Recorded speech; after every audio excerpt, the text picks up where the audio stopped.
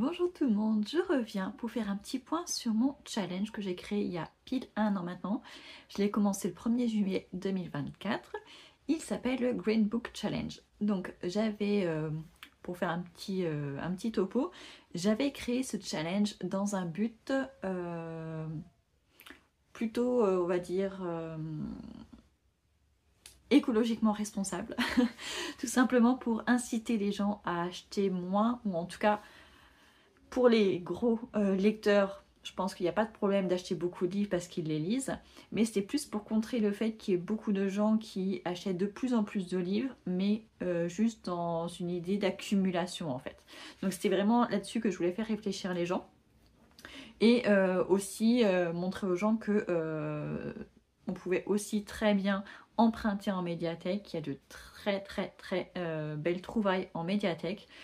Donc voilà, c'était vraiment pour inciter les gens soit à acheter l'occasion, soit à emprunter en médiathèque, soit à lire ce qu'ils achètent. Voilà, c'est ça le but premier. Donc là, ça fait un an qu'il existe, donc comme ça j'ai pu, je l'ai fait d'abord pour moi-même d'ailleurs, et ça m'a permis de me rendre compte de certaines petites choses. Alors, je ne l'ai pas retravaillé en profondeur, j'ai juste fait des ajouts. Pourquoi?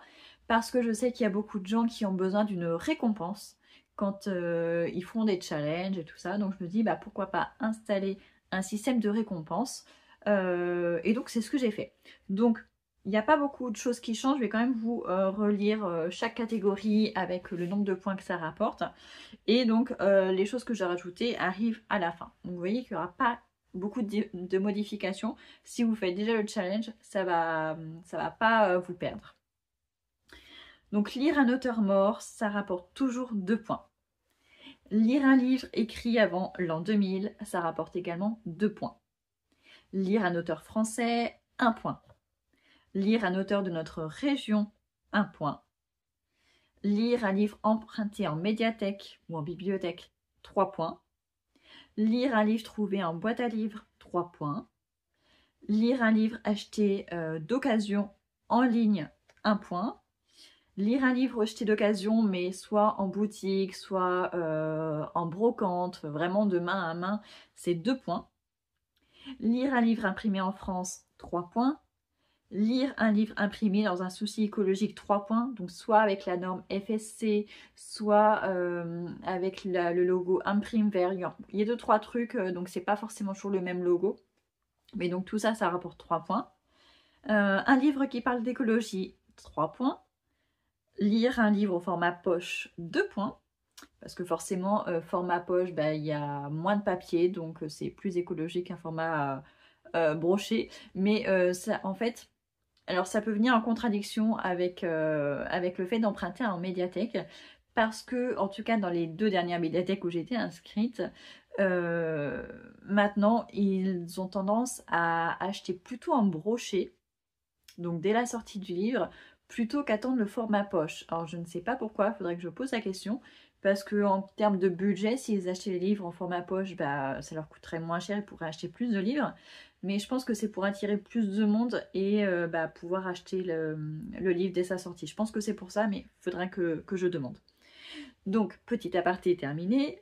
Format poche, ça rapporte 2 points.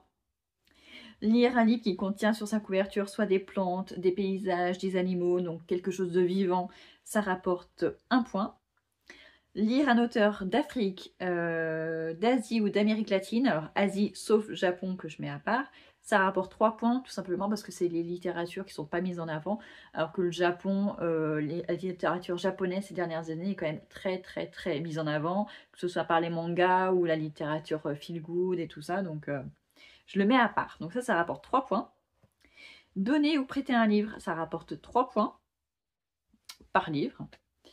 Relire un livre déjà lu, ça rapporte 10 points. Donc là, oui, ça rapporte beaucoup de points, mais parce que bah, je pense que vous êtes tous comme moi, vous avez tendance à lire toujours des nouveaux livres et pas forcément un livre que vous avez déjà lu. Enfin, en tout cas, moi, c'est quelque chose que je fais pas. Enfin, en tout cas, jusque-là. C'est comme les films ou les séries, je déteste revoir quelque chose que j'ai déjà vu. Donc pour l'instant, ça ne m'est encore pas arrivé, mais en tout cas, si vous le faites, bah, vous avez 10 points. Lire au moins un e-book sur notre liseuse. Donc ça, c'est pour ceux qui ont une liseuse. Ça, c'est quelque chose que j'ai rajouté Pour ceux qui ont une liseuse, bah, c'est quand même bien de l'utiliser, sinon c'est un petit peu du gâchis. Donc si vous lisez au moins un e-book sur votre liseuse par mois, vous avez 2 points. Avoir une palle inférieure à 2 mois de lecture, bah, ça existait déjà. Mais là, c'est juste que j'ai rajouté des points. Là, ça rapporte maintenant 10 points. Donc, pour ça, en fait, vous regardez ce que vous avez lu les 2 mois précédents. Par exemple, si au mois de juin, vous avez lu 5 livres et qu'au mois de mai, vous avez lu 4 livres, ça veut dire que vous avez lu 9 livres pendant les 2 derniers mois. Donc, si votre palle fait moins de 9 livres, vous rajoutez 10 points. Et si c'est pas le cas, si vous avez plus que 9 livres dans votre palle, bah, à ce moment-là, vous ne comptez pas de points. Et j'ai rajouté, pour encourager un petit peu les gens, avoir une palle inférieure à 6 mois de lecture. Donc dans ce cas-là, bah, vous regardez ce que vous avez lu pendant ces 6 mois et comme ça vous avez un total. Donc si vous avez moins que, dans votre pile à lire, moins de livres que ça vous rapporte quand même 5 points. Donc cela, j'avoue que c'est un petit peu aussi pour moi m'encourager parce que depuis le mois de janvier, ma palle ne fait qu'augmenter. Pourtant là ces derniers mois je lis plus, mais en fait je lis tellement de livres empruntés à la médiathèque ou des services de presse ou des classiques sur ma liseuse que ma palle physique ne descend pas, elle ne fait qu'augmenter.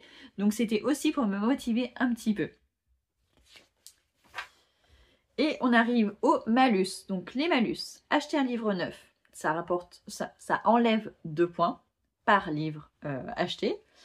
Acheter un livre dès sa sortie, ça enlève 2 points également. Acheter plus de livres que ce qu'on a lu, ça enlève 10 points. Donc là, je trouve que ça me paraît logique parce que vous imaginez si vous achetez tous les mois plus de livres que ce que vous lisez, bah faut vous dire que ça sert à rien, que c'est juste de l'argent qui est perdu en fait. Donc voilà, c'est juste histoire de vous faire réfléchir. Après, si c'est une fois de temps en temps, si comme moi vous avez tendance à acheter sur Vinted, enfin, en tout cas avant, j'achetais des gros lots sur Vinted. Donc je pouvais avoir 10 livres dans une seule commande, mais je le faisais pas tous les mois, je le faisais peut-être 3 tous les 6 mois. Donc si vous faites ça de temps en temps, c'est totalement logique et compréhensible. Par contre, si c'est tous les mois, ça peut devenir compliqué.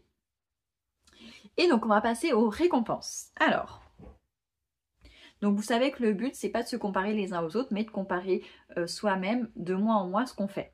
Et donc, si on fait plus de points que le mois précédent, ça veut dire que le mois suivant, on peut acheter soit un livre neuf, soit 2 livres d'occasion qui ne seront du coup pas comptabilisés dans le bilan du mois suivant.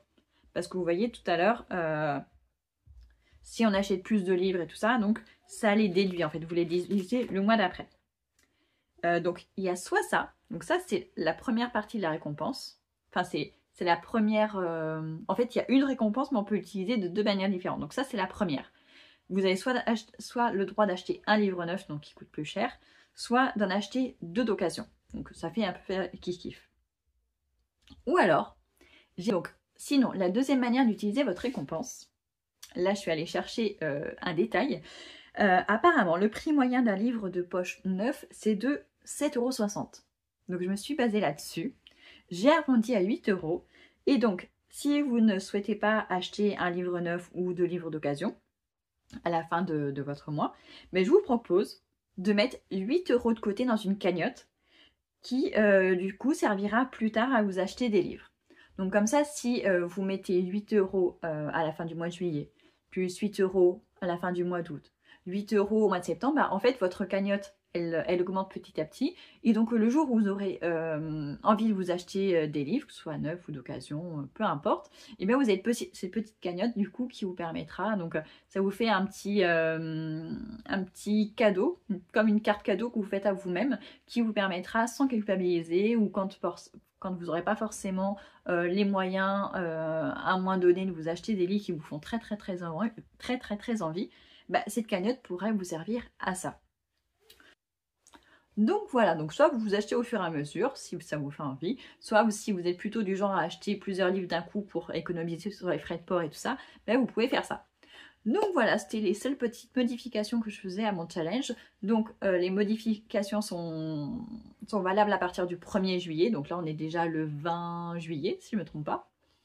Mais bon, comme de toute façon on fait le décompte qu'à la fin du mois, vous avez largement le temps d'ajouter les petits trucs sur votre dans votre carnet ou en tout cas là où vous notez vos petits points. N'hésitez pas à me dire en commentaire si vous participez toujours. Et ben, on se retrouve très prochainement dans un bilan lecture ou dans un vlog, tout simplement. À bientôt!